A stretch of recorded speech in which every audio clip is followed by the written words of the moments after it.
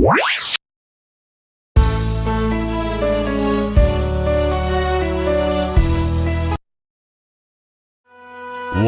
api, menjadi dinginlah dan menjadi keselamatanlah bagi Ibrahim. Bangsa Babilonia adalah bangsa yang tidak mempercayai Allah. Mereka justru menyembah bintang-bintang. Salah satu dari bintang tersebut adalah Marduk, yang merupakan bintang terbesar dalam pandangan mereka. Para imam membangun kuil suci bagi Marduk. Selain Marduk, mereka juga menyembah Namrudz, raja mereka. Siapakah Tuhan kalian? Engkau, wahai Namrudz yang agung. Siapakah Tuhan kalian? Engkau, wahai Namrudz yang agung. Siapakah Tuhan kalian? Engkau, wahai Namrudz yang agung. Bagus. Kalian orang-orang yang cerdas. Akulah Tuhan sekalian alam. Demikianlah keangkuhan seorang Namrudz. Ia merasa besar dengan kekuasaannya, dan ia benar-benar mengangkat dirinya sendiri menjadi Tuhan yang perintahnya harus ditaati. Sampai pada suatu ketika dalam sebuah pertemuan agung dengan para peramal, salah seorang di antara mereka menyampaikan, Yang mulia, sebagaimana yang kami lihat dari posisi bintang-bintang, di negeri ini, tahun ini, akan lahir seorang bayi yang akan mengajak rakyat kepada agama baru yang akan meruntuhkan kerajaanmu. Berhati-hatilah, Yang Mulia.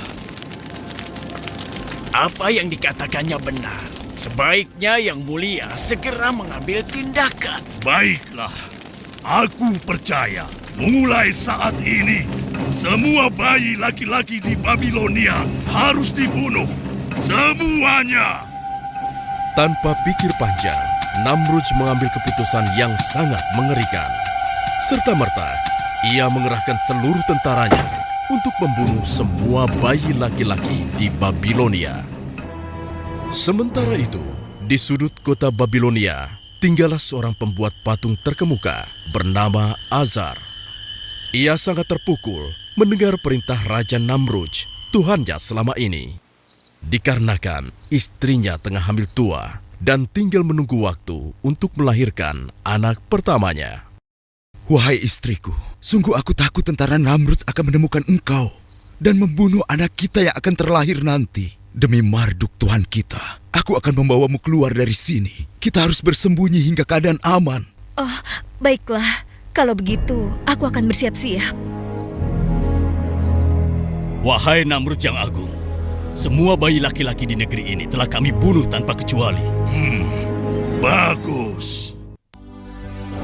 Namrudz demikian puas mendengar laporan tentaranya. Dia merasa aman sekarang. Tahun demi tahun pun berlalu.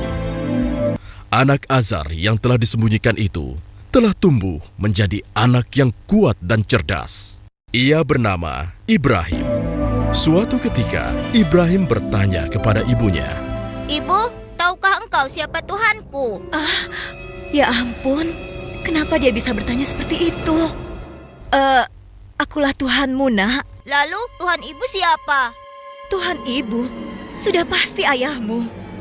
Kalau begitu, Tuhan ayahku siapa? Ibrahim, kenapa kau bertanya seperti itu? Tentu saja Namrudzlah Tuhan ayahmu. Lalu Bu, siapa Tuhan Raja Namrudz? Ya Tuhan, bagaimanakah aku harus menjawabnya? Jangan-jangan inilah anak yang dikhawatirkan oleh Raja Namrudz. Inikah anak yang akan mengubah agama dan kepercayaan masyarakat Babilonia? karena tidak puas dengan jawaban sang ibu, Ibrahim kecil pun keluar dari gua dan ia mencoba mulai mencari siapa Tuhannya. Malam pun datang. Saat itu bulan purnama bercahaya menerangi malam.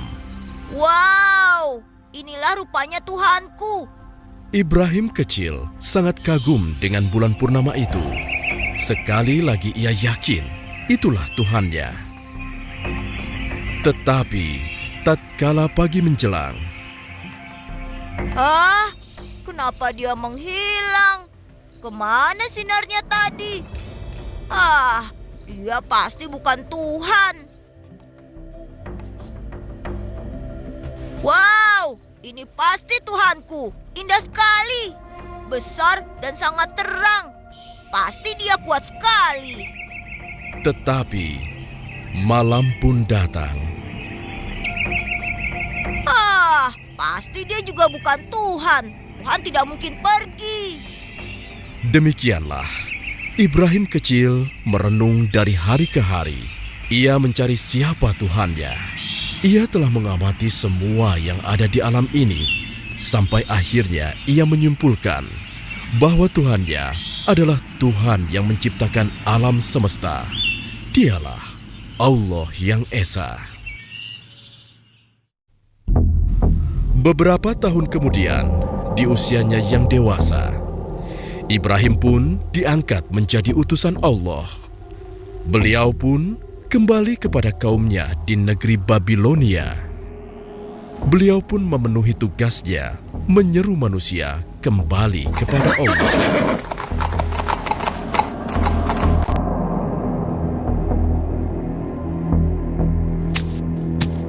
Wahai kaumku, kenapa kalian sembah patung ini? Bukankah ia tidak dapat mendengar, juga tidak dapat bergerak dan membantu kesulitan kalian? Tolong kalian Usir berpikir. saja. Biarkan saja dia. Semoga Allah memberi petunjuk. Wahai kaumku, keluarlah dari semua kebodohan ini. Tidak ada gunanya kalian menyembah semua patung yang ada. Ia tidak bisa menolong kalian. Wahai Ibrahim, ini warisan nenek moyang kita yang selama ini kita anggap suci. Kau hendak menghina nenek moyang kita. Aku tidak menghina. Aku hanya mengajak kepada kebenaran yang sesungguhnya. Kebenaran seperti apa yang kau maksudkan, Ibrahim?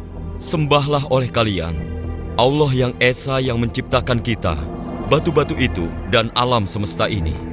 Celaka engkau Ibrahim.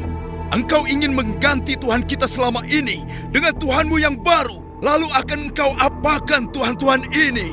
Mereka hanya batu belaka. Kalian harus menghancurkannya. Benar-benar gila kau Ibrahim. Engkau ingin menghancurkannya.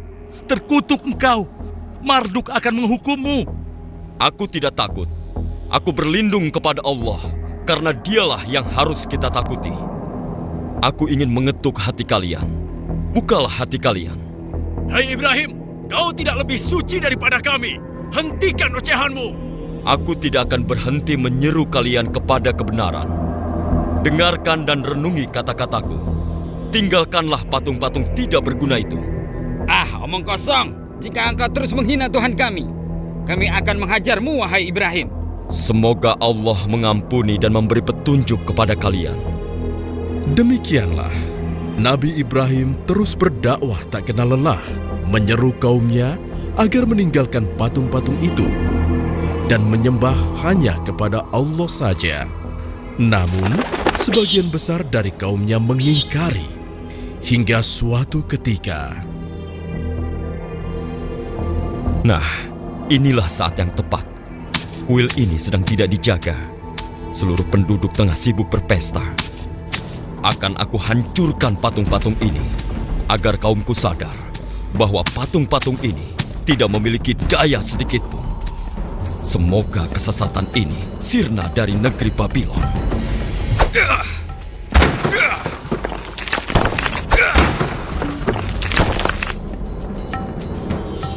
Nabi Ibrahim menghancurkan semua patung-patung milik kaumnya, kecuali berhala yang paling besar yang disebut Marduk. Bahkan Nabi Ibrahim menghancurkan semua patung-patung milik kaumnya, kecuali berhala yang paling besar yang disebut Marduk. Bahkan Nabi Ibrahim menggantungkan kapaknya pada patung tersebut. Kemudian, kegemparan pun terjadi.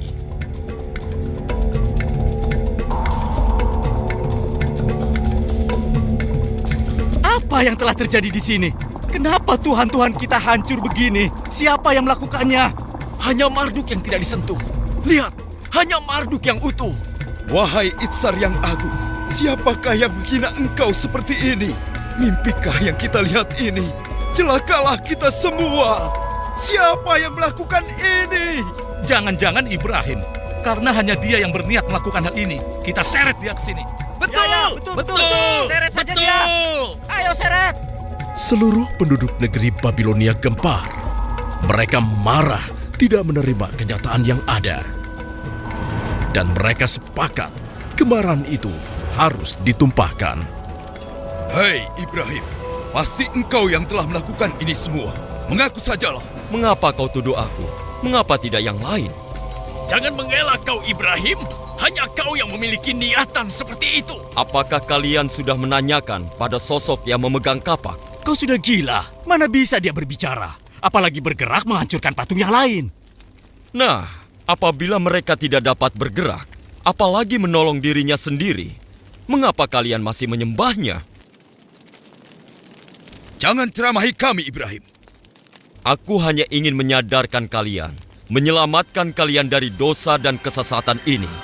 Tidakkah kalian menyadarinya? Para pendeta dan penduduk tidak dapat membantah ucapan Nabi Ibrahim. Namun, kesesatan sudah merasuki mereka. Bukannya tersadar, mereka malah menjebloskan Nabi Ibrahim ke dalam penjara. Wahai Ibrahim, aku harap kau menyukai tempat ini. Kau seharusnya belajar untuk tidak bermain-main dengan Tuhan kami. Sekarang berjalan dan bergeraklah. Raja Namrud akan memberikan hadiah kepadamu. Kaukah yang telah membawa agama baru dan Tuhan baru? Kaukah yang telah menghina rakyat Babilonia dan juga para tuhannya? Apakah kau juga yang telah meragukan kekuasaan dan ketuhananku? Jawab! Aku hanyalah seorang utusan Allah, dan aku hanya menyeru kepada kebenaran yang diperintah oleh Tuhanku. Siapa Tuhanmu? Sehebat apa dia? Katakan! Tuhanku, dialah yang menghidupkan dan mematikan. Hanya itu? Aku pun dapat melakukannya. Pengawal, berikan aku 2 orang sekarang juga. Siap! Ini mereka yang mulia. Bunuh yang di sebelah kananmu. Ampuni hamba. Sekarang, biarkan yang satunya pergi. Beri hadiah untuknya agar dia menikmati kedermawananku. Beribu-ribu terima kasih untuk engkau, wahai Namrud yang agung. Engkaulah Tuhan kami. Saksikan itu Ibrahim. Aku bisa memberikan hidup kepada seseorang dan mengambilnya dari orang lain. Kini coba kau terbitkan matahari di sebelah barat, sebagaimana Tuhanku telah menerbitkannya di sebelah timur setiap pagi. Kau masih juga meragukan ketuhananku. Beraninya engkau menghinaku, Ibrahim. Aku tidak bermaksud menghina. Jika kau memang Tuhan, kau pasti bisa melakukan apa yang kukatakan. Kurang ajar. Kau pantas disiksa. Pengawal, bakar dia. Bakar saja. Bakar saja dia. Betul. Siksa! Siksa saja dia! Siksa! Siksa dia! Siksaan dari Namrud! Siksa dia. Apinya besar sekali. Apinya sangat besar.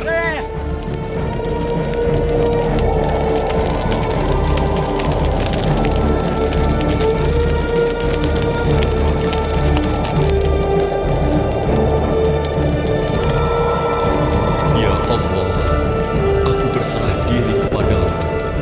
Engkaulah pelindungku di dunia dan di akhirat.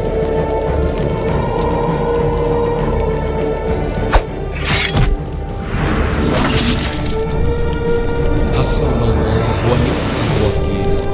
Ni'mal maula wa ni'mal nasir. Wahai api, menjadi dinginlah dan menjadi keselamatanlah bagi Ibrahim.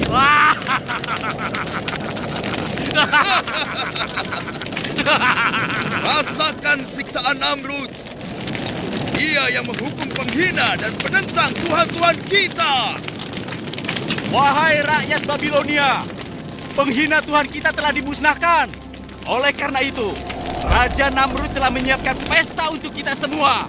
Bersenang-senanglah kalian. Begitulah rakyat Babilonia bersuka cita dengan dibakarnya Nabi Ibrahim. Namun, seiring dengan padamnya api, keajaiban terjadi. Ya Tuhan, lihatlah. Apa itu? Bukankah Ya itu Ibrahim? ampun. Iya, terbakar. Kenapa tidak terbakar ya? Hah? Seluruh rakyat Babilonia terkejut. Ini kejadian yang sangat ajaib. Meskipun demikian, masih saja sebagian besar dari mereka mengingkari kebenaran yang dibawa oleh Nabi Ibrahim. Mereka bersama Raja Namrudz berlaku semakin kejam terhadap Nabi Ibrahim dan pengikutnya. Oleh karena itulah, Allah memerintahkan Nabi Ibrahim dan pengikutnya untuk hijrah keluar dari Babilonia. Setelah kepergian Nabi Ibrahim dan pengikutnya meninggalkan negeri Babilonia, turunlah azab Allah atas Namrudz dan penduduknya yang ingkar di Babilonia.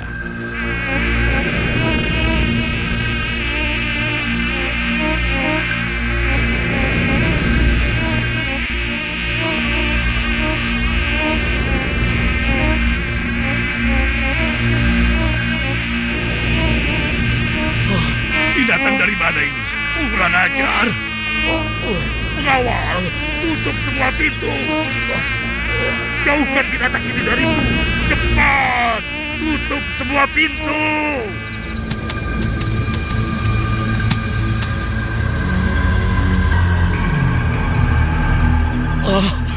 Mengapa bisa begini? Apakah ini karena Ibrahim dan Tuhannya? Hei, pengawal, pengawal. Aku sudah menyuruh kalian untuk menutup semua pintu dan jendela. Bunuh nyamuk-nyamuk ini, cepat! Raja Namrudz berteriak-teriak seperti orang kesurupan. Dia harus menghadapi serangan nyamuk, binatang kecil yang menjadi sangat berbahaya pada saat itu. Pengawalnya kebingungan, tidak mampu berbuat apa-apa. Nyamuk itu begitu ganas menyerang Raja Namrudz. Sampai akhirnya, seekor nyamuk masuk ke dalam otaknya.